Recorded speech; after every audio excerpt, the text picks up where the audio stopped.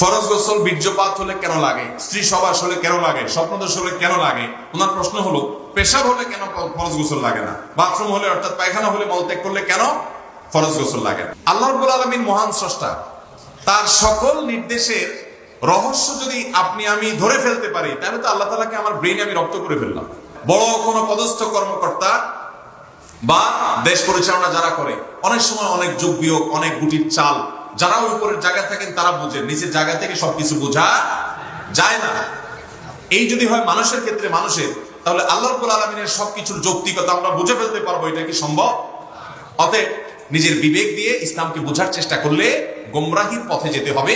আমরা ইমানদার, আমি বিশ্বাস করি আল্লাহ তাআলা মহান সৃষ্টিকর্তা, তিনি আমাকে কল্যাণ নির্দেশ দিয়েছেন, অকল্যাণ থেকে বিরত থাকতে বলেছেন। অতএব আমার বুঝে আসলেও আমি মানবো, বুঝে না আসলেও এই নির্দেশের যৌক্তিকতা, অন্তত 5টা যৌক্তিকতা হাজির করা যাবে। অনেক উলামা ইকরাম এই জাতীয় অনেক আল্লাহর প্রতিটা বিধানের যৌক্তিকতা, যোহরের আগে 4 রাকাত সুন্নত কেন, ফজরের আগে 2 রাকাত কেন, এই কেনর অনেক উত্তর অনেক উলামা ইকরাম গবেষণা করে দিয়েছেন। কিন্তু সবচেয়ে বড় উত্তর হলো যে আল্লাহ রাব্বুল আলামিন আমাকে নির্দেশ দিয়েছেন তাই আমি করব। আল্লাহর সব কেনর উত্তর যদি আমি ধরে ফেলতে পারি তাহলে তো আমি আল্লাহ রাব্বুল আলামিনের সমান হয়ে গেলাম। নাউজুবিল্লাহ। সেটা কি হতে পারে কোনোদিন? অতএব আল্লাহর নির্দেশ সেটাই আমার জন্য পালনীয়।